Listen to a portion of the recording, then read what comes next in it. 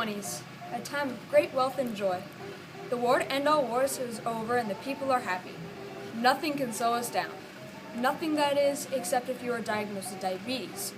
If you just received that news, which many Americans did, about 8%, most of whom were children, you were just told that your life was over. In the early 1920s, as it had been for many generations, a diagnosis of diabetes was a death sentence. But what exactly is diabetes? To answer that question, you go to my brother Matthew, a type 1 diabetic. Thanks, Parker.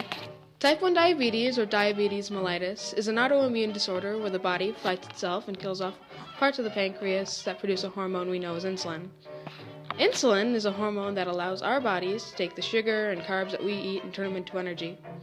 Without insulin, the blood becomes thick, toxic, and eventually we die.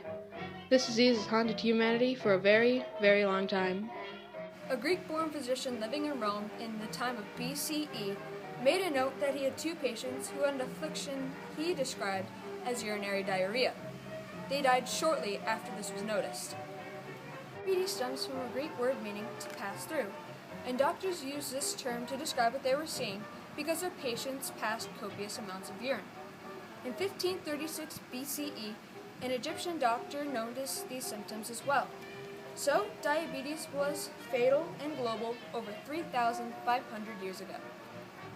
Doctors also noticed something strange about the puddles of urine left behind by their patients, and this was long before the days of running toilets. The puddles attracted flies and bees. What people back then did not know was that the urine was attractive to these insects because it was loaded with sugar. Shortly after a person passed this sugary urine, the patient would become very ill, slip into a coma, and die. This affliction was commonly known as the pissing evil. There was no successful way to treat diabetes for thousands of years. Once doctors recognized the symptoms and gave the diagnosis, it was typically only weeks, or in a few cases, months, before the patient would die. Diabetes was a death sentence. In the late 19th century, doctors and charlatans tried different cures, but none of them actually met with any success. It was not until Dr. Fredrick Allen in 1919 developed what was called the Allen diet that people have treatment to believe in. The diet, which did prolong the lives of people living with diabetes, was a cure nearly as horrible as the disease. The diet's theory was based on current state knowledge of how the body metabolized food, and it prescribed that patients reduce their calorie intake into a scant 500 calories or less per day. Because it was such a difficult task to master, many patients ended up living in an institution where their food can be regulated by nurses. But the drawbacks to the diet were severe. Bodies that had been previously healthy had been whittled away to skeletal remains of their former selves. Teenagers weighing to 60 or 70 pounds, babies with bones sticking through their clothes, patients suffering from weakness, malnutrition, and in some cases hallucinations. Even when the diet was closely followed, often patients died anyway, either from what we know as ketoacidosis, or toxic buildup of sugar, or starvation itself. What the medical community did not realize until years later was that the Allen diet worked very well for those who had type 2 diabetes, but it didn't really work for type 1 diabetics. Regardless of the type of diabetes, Dr. Allen knew that even though his diet worked for many, it was not a cure. The best he could offer his desperate families was to keep their child long enough for the medical profession to offer them something more. In 1921, that call was answered by another Dr. Fredrick, Dr. Fredrick Banting. Fredrick Banting's relentless pursuit to find a cure for type 1 diabetes gave millions of people worldwide a diagnosis rather than a death sentence.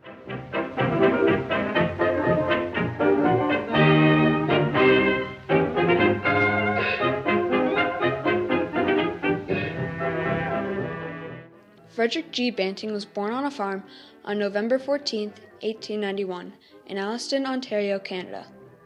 He went to college at the University of Toronto to study divinity, but he later switched his focus to medicine.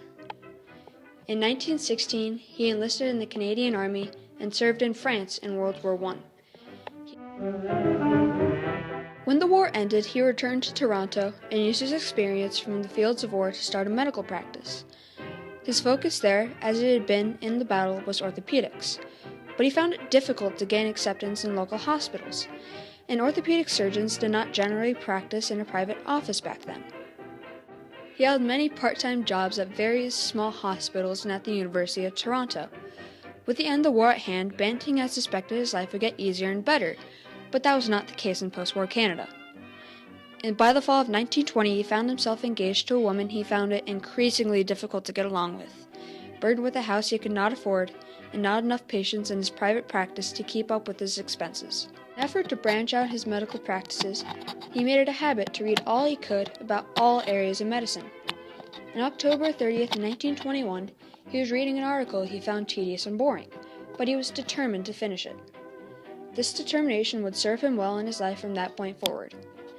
In the wee hours of October 31st, 1921, only hours after finishing an article sent to him by a friend, he awoke with inspiration. He jotted down in a notebook 25 words that would change medical history forever. What Banting realized was that the pancreas's digestive juices were destroying something called the islets of Langerhans before it could be isolated. If Banting could stop the pancreas from working, but keep the islets going, he believed he would find the magical elixir he was looking for. He talked to the head Department of Physiology, Dr. John McLeod, who at first wanted nothing to do with Banting or his experiments.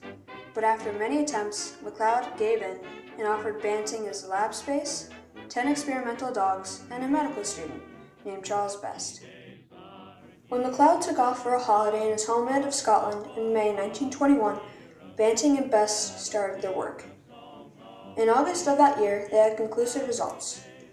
When they gave the material extracted from the islets of Langerhans to diabetic dogs, their abnormally high blood sugars were lowered.